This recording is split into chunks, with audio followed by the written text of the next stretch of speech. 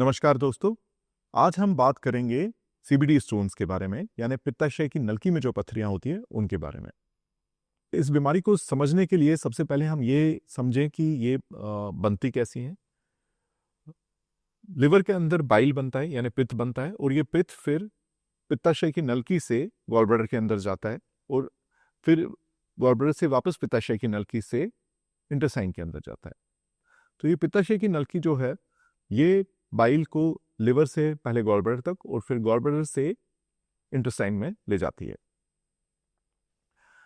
जब भी gall bladder में डिजीज होती है और स्टोन्स बनते हैं, गॉल स्टोन्स बनते हैं, पित्ताशय की थैली में जब पथरियां बनती हैं, तो कई बार ये पथरियां स्लिप होके बाइल डक्ट में, जो कि पित्ताशय की नलकी है, उसमें चली जाती हैं, और इससे कई तरह की कॉम्प्लिकेशंस हो सकती हैं।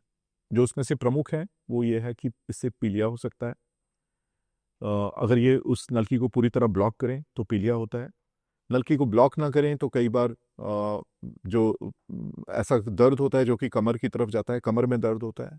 अगर ये पथरी स्लिप होती है और इंटेस्टाइन की तरफ चली जाती है, तो इसका टर्मिनल पोर्शन जहाँ पे ये नलकी एंड होती है, वहाँ पे पैंक्रियाज की जो डक्ट होती है वो भी वहीं पे खुलती है, और कई बार ये नलकी वहाँ पे जाके सूजन करती है, जिससे हम पैंक्रेटिस कहते हैं। तो ये वो कॉम्प्लिकेशंस हैं जो इस स्टोन की वजह से हो सकते हैं।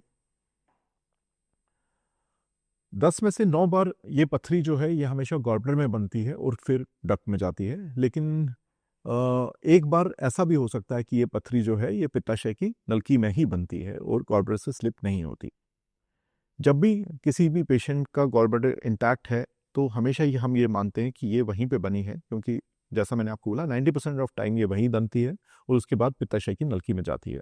तो इसका जो ट्रीटमेंट है वो ये है कि पहले हम पित्ताशय की नलकी को साफ करते हैं।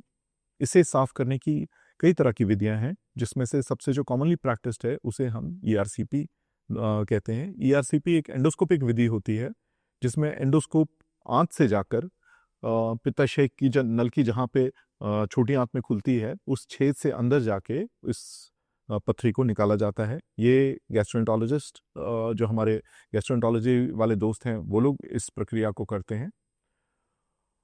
यदि वो इस पथरी को निकालने में असमर्थ हो या किसी कारण उसको ना निकाल पाए, तो इसको हम सर्जरी के द्वारा भी निकाल सकते हैं। इसको हम लैप्रोस्कोपिक सर्जरी के द्वारा भी निकाल सकते हैं, दूरबीन पद्धति से, या फिर हम चीरा लगा के ओपन सर्जरी के द्वारा भी निकाल सकते हैं। आजकल कई और विधियां आ गई हैं, जिसे हम कोलेडोस्कोप्स कहते हैं, या स्पाई ग्लास कहते हैं। ऐसे बहुत सारे नए नए यंत्र आ गए हैं बहुत गैस्ट्रोएंटरोलॉजिस्ट के पास और हमारे पास, जिससे इन पथरियों को हम सक्सेसफुली निकाल सकते हैं। कई बीमारियां ऐसी भी होती हैं जिसमें जो हमारी पित्त की नलकी है वो डिजीज्ड होती है, और जो पथरियां हैं वो सेकेंडरली उनमें बनती हैं। तो उन बीमारियों में हमारे को पित्त की नलकी को भी ट्रीट करना पड़ता है।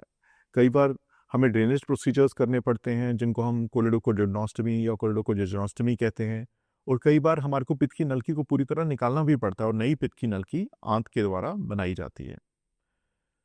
कुल मिला के अगर आपको गॉलब्लैडर में स्टोन्स हैं, अगर अल्ट्रासाउंड में ऐसा पता चला कि गॉलब्लैडर में स्टोन्स हैं, और अगर आपका जो दर्द है, पेट दर्द है, वो कमर में जा रहा है, तो काफ़ी ज़्यादा पॉसिबिलिटी है कि हमें इसको रूल आउट करना चाहिए।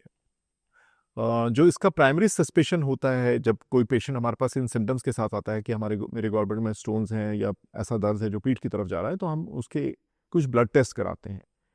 इन ब्लड टेस्ट में से हमें अगर कोई ऐसी पथरी है जो स्लिप की है, तो उनके जो लिवर एंजाइम्स होते हैं वो थोड़े से बड़े हुए आते हैं, डिरेंज आते हैं, जिसमें से प्रमुख अल्कलाइन फॉस्फेटेज और जीजीटी है।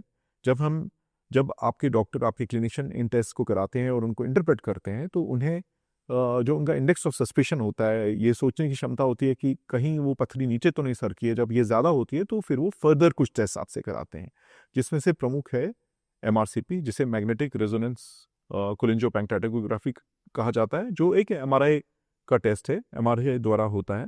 और एक टेस्ट होता है जिसको हम एंडोस्कोपिक अल्ट्रासाउंड कहते हैं। एंडोस्कोपिक अल्ट्रासाउंड एक बहुत ही स्पेशलाइज्ड टेस्ट है, ये गैस्ट्रोएंटरोलॉजिस्ट करते हैं, और ये बहुत अच्छे सेंटर्स पे ही हमें कराना चाहिए, और बहुत अच्छे सेंटर्स पे ही इसकी सुविधा भी है। तो ये बहुत सेंसिटिव टेस्ट होता है, छोटी से छोटी इसमें एंडोस्कोप के एंड पे एक अल्ट्रासाउंड का प्रोब होता है, और जिसे हम जो पित्त की नलकी है उसके काफ़ी क्लोज जाके रख देते हैं, और उससे जो भी स्टोन होता है वो हमें दिख जाता है। अगर कोई छोटे से छोटा स्टोन हो उसको भी हम पिकअप कर पाते हैं, और फिर नेक्स्ट स्टेज में हम उसको, जो हमारे एंडोस्कोपिस्ट दोस्त हैं, वो ईआरसीपी के द्वारा सामने क्लियर भी कर लेते हैं। पित्त की नलकी का ट्रीटमेंट तब तक कंप्लीट नहीं होता जब तक हम पित्त की थैली को नहीं निकाल देते, क्योंकि जब तक फैक्ट्री बनी रहेगी तब तक नए नए स्टोन्स वहाँ से आते रहेंगे।